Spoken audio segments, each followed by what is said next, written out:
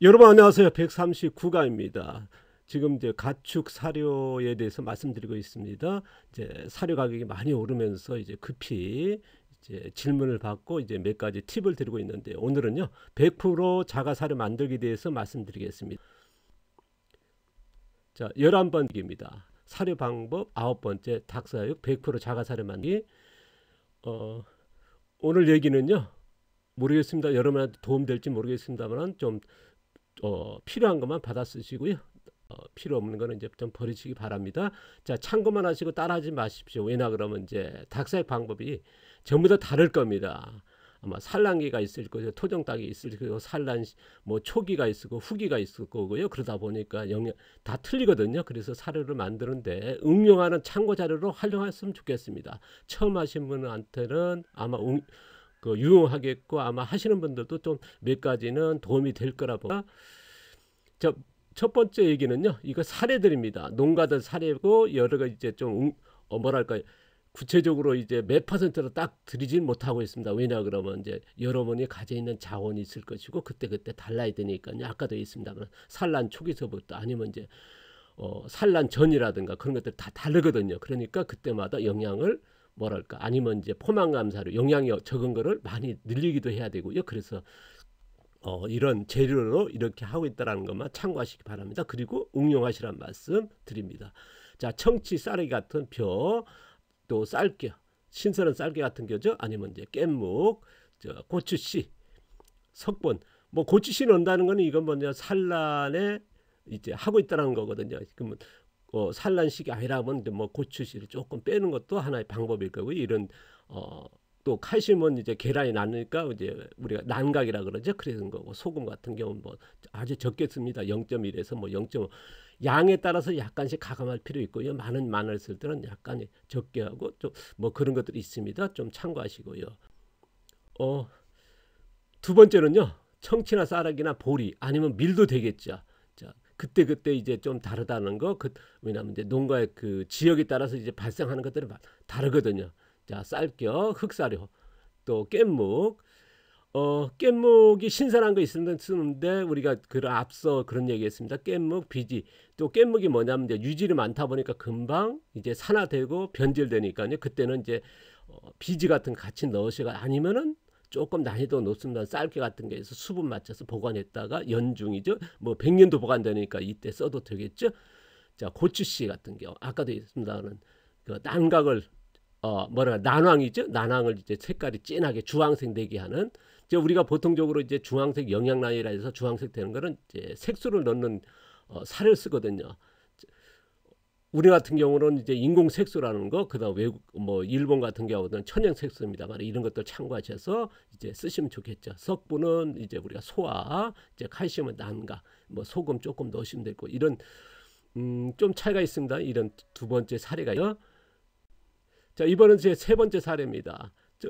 지금 닭 울음소리가 요란하죠. 좀 녹음하는데 죄송합니다. 제가 이제 이런 소음이 없는 방이 따로 있지 않습니다. 바로 제가 쓰고 있는 지금 방의 옆에가 이제 닭자 입장이거든요. 그러니까 울음소리가 요란합니다. 지금 새벽 5시 한 10분 되거든요. 원래는 이 시간에 지금 아침밥을 먹을 시간입니다. 제가 4시에 일어나서 1시간 정도 기획하고 이제 글 정리하고, 그러고 나서 이제 5시 조금 넘으면 이제 아침밥 먹고, 그 다음에 이제 닭하고 돼지들 먹이 주고요. 그 다음에 이제 7시쯤에 운동을 시작하고, 그 다음에 농사일하고, 그런 일정이거든요.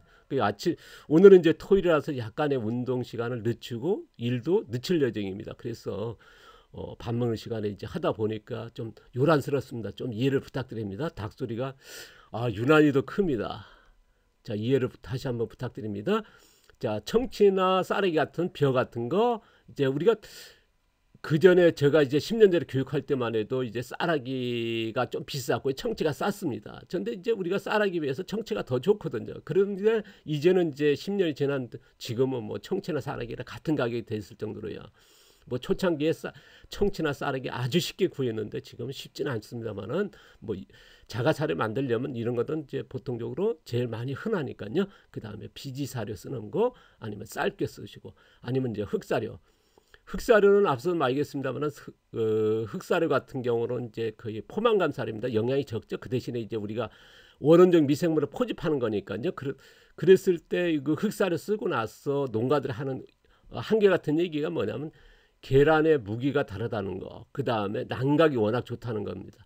그런 것을 많이 쓴다는 거. 그 다음에 왕겨도 쓰시고요. 어떤 때는 뭐 왕겨는 뭐냐면 산란 조절입니다. 봄 같은 경우 산란을 굉장히 많이 하거든요. 그럼 왕겨를 조금 늘리는 거고요. 그래서 미리 하는 거거든요. 지금 5월달, 6월달 되면 계란이 많이 낳지 않습니까? 4월달 돼 가면요. 그러니까 미리 왕겨 같은 포만감사, 흑사료 같은 늘려서 영양 조절을 조금 하는 겁니다. 왜냐 그러면요. 4, 5월달에 계란을 많이 낳고 하면 여름에 되면 지쳐버리거든요. 그러면 여름 되면 산란이 뚝 떨어지고요. 그 다음 가을에 높아지고 그러게 되면 뭐냐.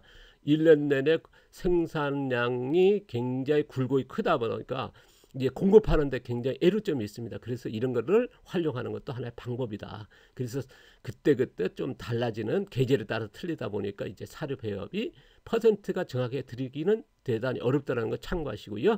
자, 깻목 이렇게 쓰시고 고추, 씨, 자, 석분, 자, 칼슘이나 소금 같은 거 쓰는 방법이 있고요. 자, 사례 세 번째입니다.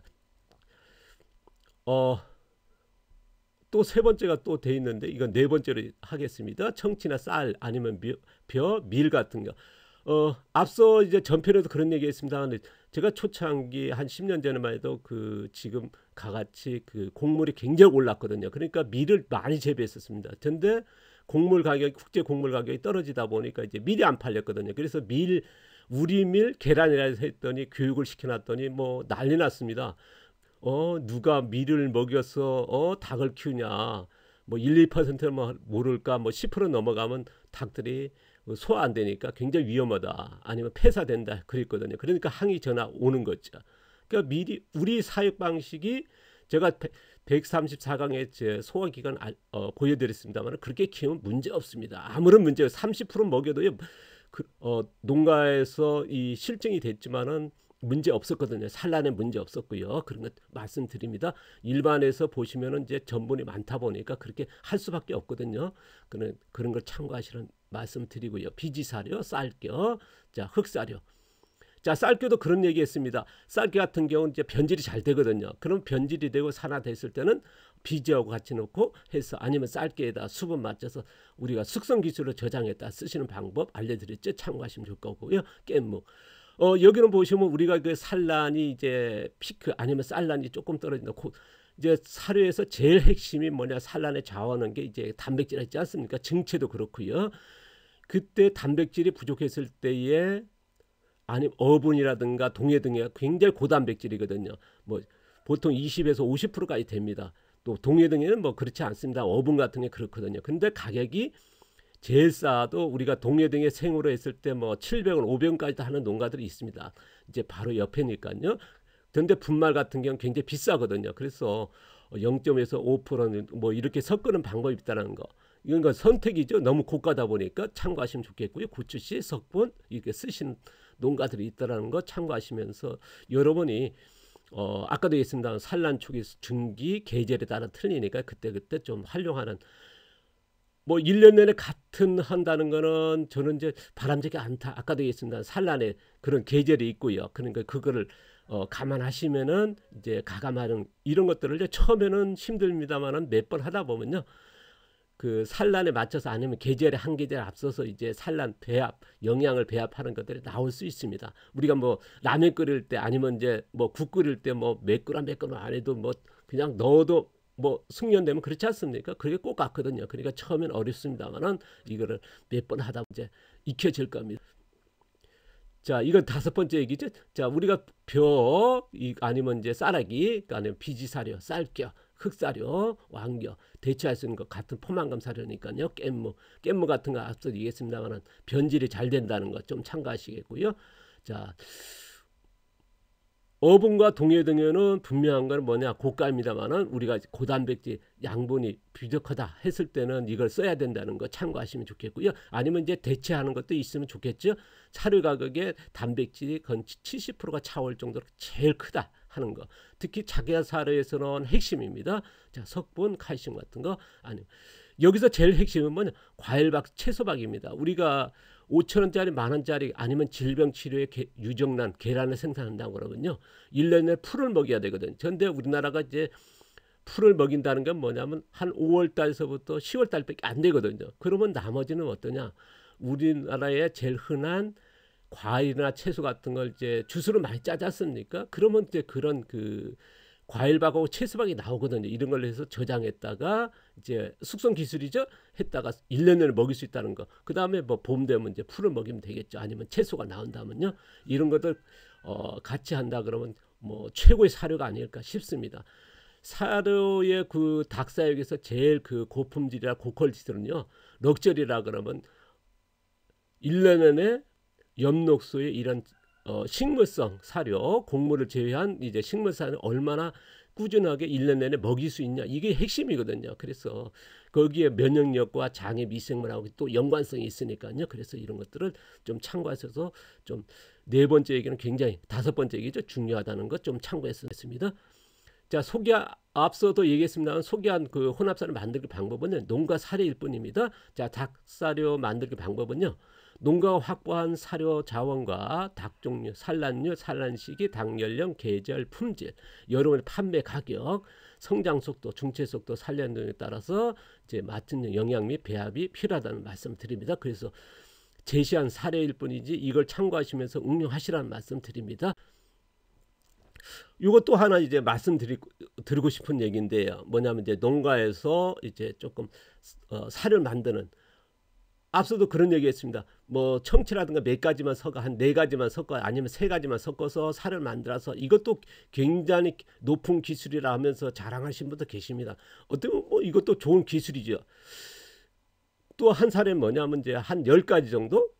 여기서 이제 농가들끼리 경쟁 붙고 뭐 뭐랄까 논란도 했나 봐요. 저는 저한테 이제 의견을 묻길래 뭐 단호하게 얘기했습니다. 4가지, 3가지보다는 그것도 기술일지 모르지만은 다양하게 많은 종류의 사료 장으로 사료 만드는 게 최적이다. 내가 경과해도 어떤 농가도 그렇더라. 그래서 이제 뭐 제가 이제 그런 답장을 드린 적이 있는데요. 그래서 보시면 이제 그런 그 쌀아기 중심으로 해서 이렇게 하는 방법도 있습니다만, 이런 우리가 고퀄리티 가려면 어쨌든 종류가 많아야 된다. 앞서 그런 얘기했습니다. 밥하고 국하고 뭐 김치만 먹어서 하는 것보다는 거기에 고기 반찬, 생선 반찬, 채소 반찬 여러 가지 섞으면 좋지 않습니까? 우리가 건강하게 하루에 30가지의 식품을 먹으라 그러거든요. 그래서 닭도 마찬가지라 봅니다. 이걸 참고하시면서 해나갔으면 좋겠습니다. 뭐 어느 쪽이 틀리다 먹는 거는 뭐 농가의 선택입니다만은 제 의견을 말씀입니다. 또 하나 이제 앞서 이제 팁을 드렸습니다만은, 자, 사료 원료를 개최한다든가 아니면 사료를 만들어서, 아니면 뭐 시판 사료라도요, 회사마다 틀리거든요. 그리고 산란 후기와 소기하고 사료 종류가 다르거든요. 이때에 교체할 때 최소한도 15일, 안 해도 일주일에 정도는 걸쳐서 서서히 바꿔주는 게 좋습니다. 그랬을 때 사료에 이런 교체에 문제가 안 나오지. 산란할 때 같은 경우는 뭐 어떤 때는 뭐 굉장히 그 몇십 %가 떨어지고, 아니면 뭐 5%, 10% 그런 영향이 있거든요. 그래서 또 닭에도 그 소화랄까 그런 것들이 문제가 있기 때문에요. 그래서 가능하다면 이렇게 걸쳐서 교체했으면 좋겠다는 말씀을 드립니다. 이거는 뭐 제가 사료 만드는 사진입니다. 병아리 사료는 주먹 사료인데, 이건 저는 이제 이렇게 저장해서 쓰고 있습니다. 흑사료로서 이렇게 저장했다가 뭐 쓰고 있고요. 이렇게 보시면 이제 뭐 저희 창고 안에는 가득입니다. 이런 통만 제가 이제 그런 얘기해서 지금 200개가 넘고 거의 300개가 될 겁니다. 뭐 이렇게 저장했다가 1년 내내 쓰고 있거든요. 저는 이제 100% 쓰고 있고, 뭐 지금도 닭소리 요란하지 않습니까? 이제 뭐 이거 녹음하고 나가서 이제 살을 줘야 될 이제 시간인데요. 밥은 좀 늦춰야 될 것 같습니다. 자, 오늘 보시면 이제 제가 이제 사료 만들어서 먹이는 사료입니다. 여러분 이제 도움이 될지도 모르겠습니다만, 오늘은요, 오늘까지 이제 닭 사육에 대해서, 이제 사료에 대해서 이제 급히 이제 올렸지 않습니까? 여러분 질문 받고요. 어떤 분이 이제 비제 사료에 대해서 질문했길래 이제 좀 추가해서 이제 이런 저의 그 알고 있는 지식을 여러분에 공유했습니다. 다음 시간부터는요, 농장 조성과 밭 만들기입니다. 밭을 어떻게 봄이지 않습니까? 그래서 우리가 지향하는 사그럽의 토양 자생력과 작물 자생력 살리는 그런 밭 만들기에 대해서 이어가도록 하겠습니다. 오늘도 감사드리고요. 오늘도 행복한 하루 시작됐으면 좋겠습니다. 감사합니다. 고맙습니다.